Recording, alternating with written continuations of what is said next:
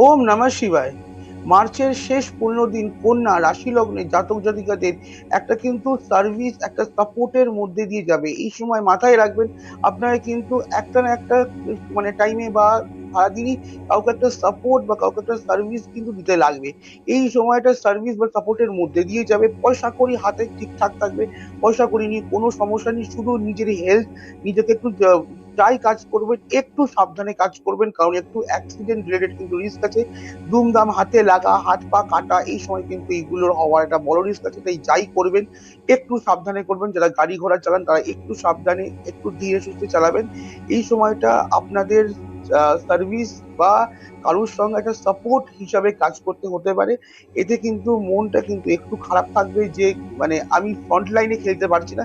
এই মাসটা ফ্রন্ট লাইনে খেলার মাস নয়।